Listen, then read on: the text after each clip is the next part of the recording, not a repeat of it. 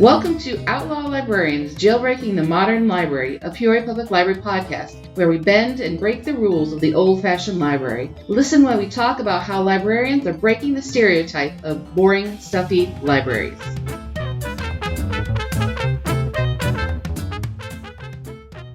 Welcome back to Outlaw Librarian, a Peoria Public Library podcast. This week we're going to talk about Friends of the Peoria Public Library. This ain't a stick-up, how PPL funds our programs without robbing a bank. And we're here today talking to Trisha Nowak. Trisha is head of our PR department. Hello, Trisha. Hello. Hi, can you tell us about your history with Peoria Public Library? How long have you been here and what do you do? Well, I always like to say that I'm probably one of the few people working here that went into the original library as a child. So I spent many childhood hours at the library. It was my dream 13 years ago when I was hired to be the PR manager. And I'm in charge of our newsletters, our website, maintaining our relationship with the press, making sure everything gets covered. These days, there's a lot of social media to do. Plus, I just kind of wander around and seem to help out people where I can. Excellent. What exactly is Friends of Peoria Public Library? Friends of Peoria Public Library is a volunteer group that was formed more than 20 years ago. Many libraries across the country have friends groups, and what they do is raise funds to pay for those things that are not covered in the ordinary budget. Our money comes from taxing the citizens of Peoria, as well as grants from the state library, other individual grants we get. People can donate individually to the library, and we do have memorial funds, etc. But the Friends operate our book sale. They take donated books. They take books that have been weeded. They sell all of those for nominal, just very nominal fees, like 10 cents, 25 cents, $1, and raise a pretty good amount of money. And that money pays for summer reading, it pays for bringing in authors, it pays for crafts, it pays for most of our children's programs. And they're a very dedicated group, and they have a lot of fun, too, while they're doing their thing with the books. So, all right, so you mentioned the book sale rooms. What are some other ways they raise funds for our programs? Well, each time we have an author, a musician, or even an art show, where the participants would like to sell their work, we collect 20% of their profits from those sales as a fundraiser because, of course, you can't do business in the library. And while we want to promote artists and writers, we often pay them a fee to come. And by doing that, then that helps refresh that. Another way people, the Friends can raise money is just straight out donations. You can just donate money. You can donate books. We also have, the Friends have an endowment fund. And when you do that, you can establish a memorial fund. Say somebody that you're close to passes away, you can have the Friends put in a memorial fund and people can donate to that forever. You can make a bequest in your will. You can ask the Friends what's needed and you can just go out and purchase something special. For example, when we did our bookmobile, Caterpillar provided the diesel engine or the generator for that, I believe, and maybe the engine. And there's also things like, donating a work of art. Lots of ways to help. All right. Sounds good. You mentioned summer reading. What are some of the other things that we go to the Friends for funding?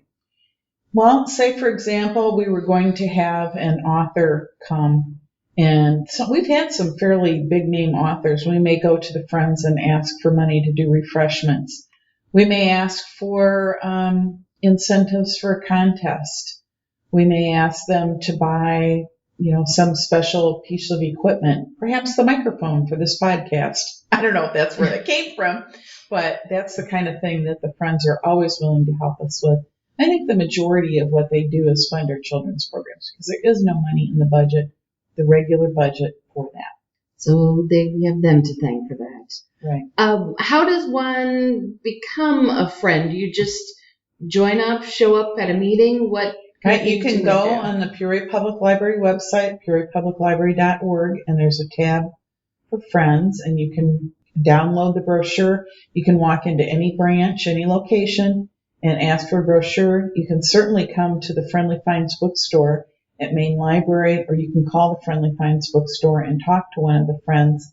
If you just want to join to have your name out there and support them and not do much else, it's a $20 fee, but then you get a discount on your books, and you will be included in mailings for some special things. If you want to actually give of your time, most of the work is in the bookstore, sorting books, doing the pricing, putting them on the shelves, working at the front cashier. They have book sales several times a year that they need extra help for. At times, the friends will actually come and help when we do a program and handle book sales when we have something really big going on. And if you have another idea of how to help the friends, certainly suggest it, because they're always open to new ideas. Why should you become a member of the Friends? Why is it always an important thing to? If you're a library lover, you need to support your library. And the Friends can also be advocates for the library. So when we're facing, say, funding cut, or money's being taken away, we won't be able to provide the same services we are. The Friends are that voice that can go out and campaign. They were very instrumental back during our campaign to build the new libraries, expand the ones we had. They do and say things that the library staff can't. And so they can be our advocacy arm. This Friends group is not particularly active in that way, but at the moment we don't have that big a problem. It's always good to be able to be in the public eye for the people who don't understand what a wonderful tool the library is for our entire community. So the Friends can take a part in bringing that forth and doing the things that library staff can't. Interesting. I never thought about it that way, that they can be the public voice that sometimes we can't be. Correct. Is there any big projects or big events that the Friends are planning or have just done? What's coming up in the future of the Friends? Well, I think one of the things that's really interesting to think about when you think about the library and how it affects the community, the library's role is still as a center of information, but because that information has changed so drastically, if you want to apply for a job and you don't have a computer, the employer will tell you, go to the library, use the public computers. You don't have internet at home, you can bring your own device to any of the libraries and get on the Wi-Fi. To think about this, it has been 20 years. It was December 18th, 1996, so that anniversary is just passed now, when the Friends funded the first public internet to the library. I think it was a single computer. 20 years ago, huh? 20 years ago. Single computer, and look how that has grown. And at that time, we had things like One Technology Plaza. Everybody said, that we're going to have internet cafes everywhere.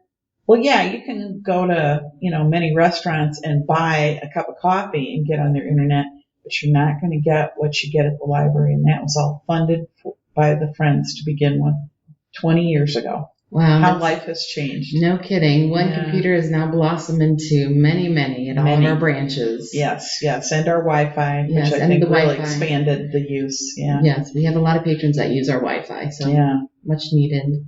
And you asked me what was coming up, yes. And I did mention that the Friends occasionally do big sales, and they have already booked their 2017 sales, which is when we'll fill our auditorium with books, things that they couldn't fit on the shelves. There'll probably be a special deal. Oftentimes, towards the end, they have a bag sale, fill this bag for $3. But those sales will be March 13th, or March 11th and 13th, which is March 11th is a Saturday, the 13th is a Monday, and then September 9th and 11th. So you can mark your calendars for those days.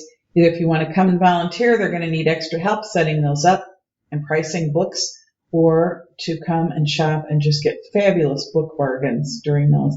And those sales bring in, just at the bargain prices they're at, those sales bring in so much money that helps fund our programs and the other things we need here at the library.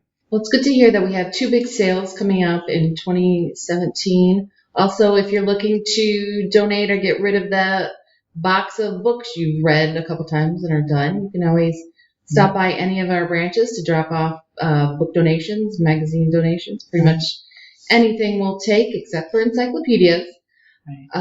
Spring cleaning is a great time cleaning, to remember yes. the Friends of the Library. Yes, we will take pretty much anything and try to sell it so we can fund our programs. DVDs. If you have DVDs you're done with, books on CD. Not so much on the magazines, but True. But any of those other things, people will come here and buy them, put them in the hands of somebody who wants them. It's so good to hear. Well, thank you for joining us and telling us all about the Friends of the Peoria Public Library. One last question. What is on your nightstand? What are you reading right now? Oh, you should ask me what's in my car audiobook, what's in my nightstand, what's in my phone, and what's on my tablet. Because I'm usually reading 4 or 5 things at once. So what are you most excited about? Your multiple books Silver right now? Sparrow, the Peoria Reads book, is fabulous. And, of course, the Friends do help with Peoria Reads at times, too. And we once again had a big read grant. And it's a great book. So that's what I'm going to say I'm reading right now. Okay, good answer. Probably can't remember the titles of the other 4 or 5 things I'm into. All right. Well, thank you for joining us, Trisha Nowak, head of PR here at Peoria Public Library, and telling us all about Friends of the Peoria Public Library and how important they are to us. Thank you, and see you guys next time. Thanks for listening to us here on Outlaw Librarians, Jailbreaking the Modern Library, a Peoria Public Library podcast. We strive to break the rules and laws of the old silent libraries and make them fun and exciting again. We hope you enjoyed listening and learning about the new noisy rules of libraries. You're a daisy!